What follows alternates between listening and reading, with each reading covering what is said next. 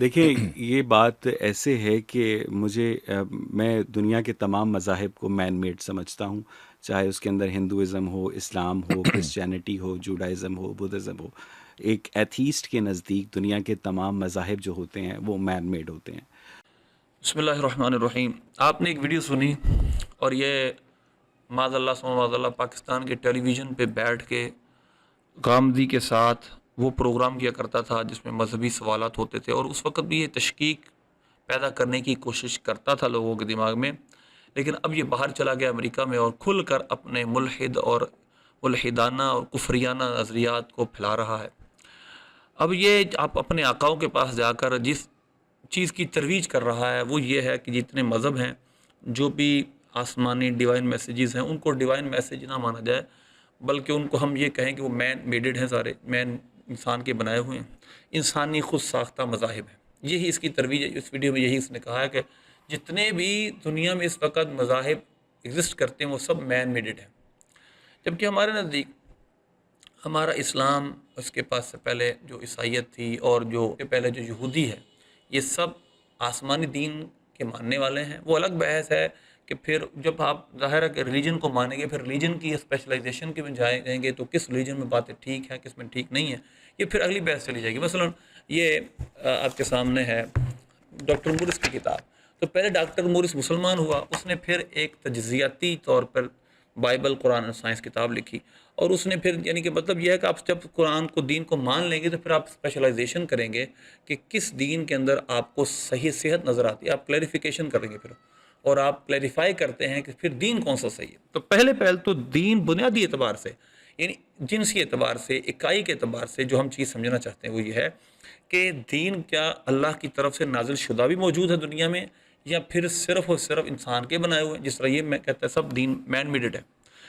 تو میں صرف ایک دلیل آپ کو دوں گا آج اس موقف کو ثابت کرنے کے لیے، بے شمار دلائل ہے، صرف ایک دلیل،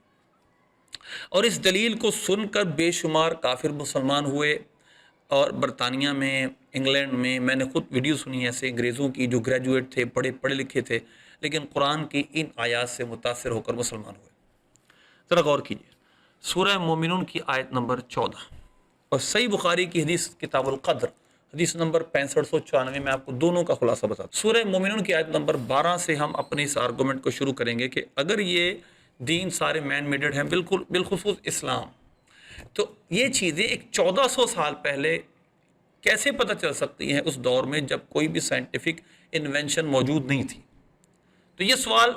ان کے کندھوں پر ہے جو کہتے ہیں کہ ہیومن میڈڈ یہ سارے دین ہیں، اسلام بھی معاذ اللہ ہیومن میڈڈ ہوا، انسان کا بنایا ہوا۔ تو انسان کیا 1400 سال پہلے ایسی معلومات دے سکتا تھا اپنی فہم، اپنے شعور کے بلبوتے پر؟ آیت نمبر 12 دیکھیے، وَلَقَدْ خَلَقْنَا الْإِنسَانَ مِنْ سُلَالَةٍ مِّن طِينٍ۔ اللہ فرماتا ہے بے شک ہم نے آدمی کو چنی ہوئی مٹی سے بنایا، یعنی یوں کہہ لیے سلیکٹڈ ایلیمنٹ آف میٹر، ایک سلیکٹڈ ایلیمنٹ آف میٹر تھا جس سے انسان کو پیدا کیا گیا، مٹی سے چنا ہوا ایک میٹر۔ ثم جعلنا نطفة فی قرار مکین، پھر ہم نے اسے پانی کی بوند کیا ایک مضبوط ٹھہراؤ میں، یعنی ماں کے رحم میں۔ یہ کتنا مضبوط ٹھہراؤ ہو کہ جب اس کو ابورشن کرنا ہوتا تو اس عورت سے پوچھئے جس نے یہ ابورشن کروانا ہوتا ہے، اور اللہ معاف کرے جو دردناک صورتحال اس کی ہوتی ہے، یہ کتنی مضبوط جگہ میں یہ پانی جا کے ٹھہرتا ہے۔ ثم خلقنا نطفة علقة، دیکھیے گا یہ سارا پروسیجر سائنس آج مان چکی ہے جو قرآن نے بیان کیا۔ پھر ہم نے اس نطفے کو علقہ کیا۔ علقہ کیا؟ معلق کا آپ نے سنا گا، معلق، معلق کہتے ہیں لٹکی ہوئی چیز کو۔ تو یہ جو چیز ہوتی ہے ہینگنگ میس ہے، یہ یعنی اس طرح کا یہ نطفہ بن جاتا ہے کہ ایک جمع ہوا لوتھڑا ہو جاتا ہے، خون کی بوند پھٹک بن جاتا ہے، جس کو ہم یہ کہہ لیں کہ ایمبرو کی جو جنین کی پہلی شکل ہے وہ کہہ سکتے بن گئی، جس کو ہم زائگوٹ بھی کہتے ہیں۔ زائگوٹ سے جب آگے ڈیولپمنٹ شروع ہوتی تو سمجھ لیجیے کہ وہ شکل بن گئی اب علقہ۔ اس کے بعد اللہ فرماتا ہے کہ فَخَلَقْنَا الْعَلَقَةَ مُضْغَةً، پھر ہم نے اس علقہ کو مدغہ بنا دیا، گوشت کی بوٹی بنا دیا۔ فَخَلَقْنَا الْمُضْغَةَ عِظَامًا، پھر ہم نے اسی مدغے کو ہڈیاں بنا دیا، یعنی اس گوشت کی بوٹی کو ہڈیاں، پھر ان ہڈیوں پر گوشت پہنا دیا۔ اب یہ سارا پروسیجر قرآن میں بیان ہوا، سورہ مومنون کی آیت نمبر 12 سے لے کر جو میں نے بیان کی ابھی تک، یہ آیت نمبر 15 تک جائے گا۔ اب دیکھیے گا کہ ایمبرولوجی کے اندر جو پری ایمبرونک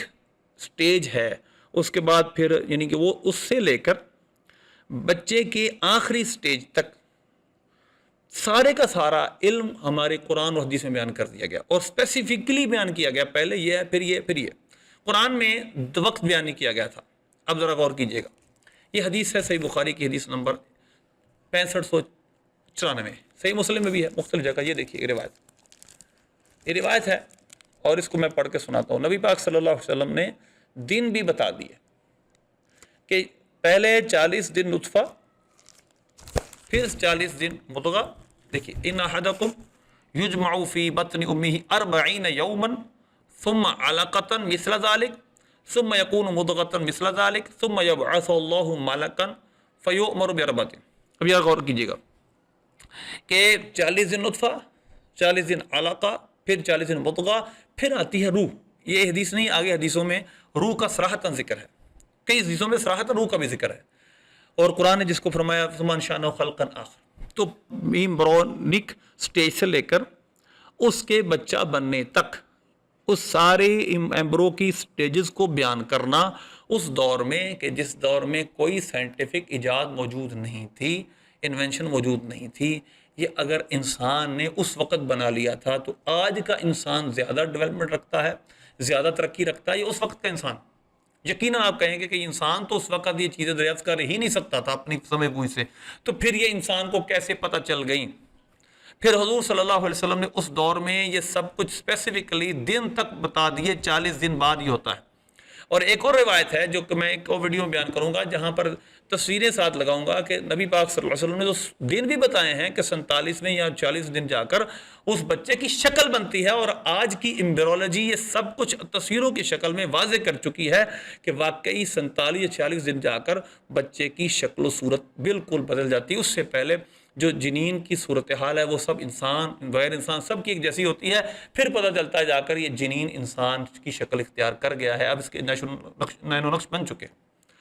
اگر یہ سارے کے سارے ادیان بالخصوص اسلام اور سارے آسمانی دین اگر یہ مین میڈڈ ہے، اگر یہ انسان کے بنائے ہوئے ہیں، خدا نے نہیں بھیجے، تو یہ بتاؤ کہ پھر انسان کو 1400 سال پہلے کیسے پتہ چل گیا جو انسانیت کی جان محمد صلی اللہ علیہ وسلم ہے کہ انسان 40 دن نطفہ ہے، پھر 40 دن مضغہ، پھر 40 دن، پھر 120 دن کے بعد روح پھونکی جاتی ہے۔ یہ انسان کو کیسے پتہ چل گیا اس دور میں جب نہ کوئی مشین ہے، نہ کوئی آپ کے پاس الٹرا ساؤنڈ کی کوئی صورتحال، کچھ نہیں۔ تو یقیناً یہ دین مین میڈر نہیں ہے، یہ خدا کا الہامی اللہ کی طرف سے نازل شدہ ڈیوائن میسج ہے، اور اسی وجہ سے ایک نہیں کئی لوگ ان چیزوں کو سمجھ کر مسلمان ہو چکے ہیں۔ افسوس یہ ہے کہ ایسے کاٹھے لوگوں پر جن کی تحقیق بھی ادھوری اور پیسے اور دولت کی لالچ میں آ کر یہ سب کچھ شہوات کے پیچھے چھوڑ گئے، اور اس میں اندر جو اس آیتوں کی وضاحت کی ہیں ڈاکٹر مورس نے، انشاءاللہ میں آپ اس پر تفصیلی ویڈیو بناؤں گا کس طرح انہوں نے بالکل سائنٹیفکلی یہ بات ثابت کی کہ قرآن کی جو معلومات ہیں اور نبی پاک صلی اللہ علیہ وسلم کی جو معلومات ہیں آج کی سائنس وہی کہتی ہے۔ تو لہٰذا اگر یہ سارا اسلام اور سارے آسمانی دین مین میڈڈ ہیں تو یہ معلومات 1400 سال پہلے نبی پاک صلی اللہ علیہ وسلم نے کیسے دے دی؟ بالخصوص ہم اسلام کی بات کر رہے ہیں، باقی ادیان میں تو انجیل بھی اللہ کی طرف سے ہے،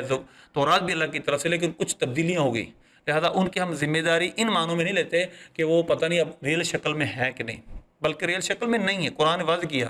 تو لہذا ان میں جو اللہ کی طرف سے معلومات بتائی گئی وہ سب سچ ہیں، لیکن قرآن میں اور سنت میں کیونکہ ہمارے تبدیلی نہیں ہوئی، اس لیے ہم واضح طور پہ کہہ سکتے ہیں کہ یہ انسان کا بنایا ہوا کلام ہو ہی نہیں سکتا۔ اس لیے یہ اویس اور اس طرح کے جو لوگ ہیں وہ جھوٹے پروپیگنڈے کرتے ہیں، عام مسلمانوں کو بہکاتے ہیں اور معاذ اللہ ملحد بنانے کی کوشش کرتے ہیں۔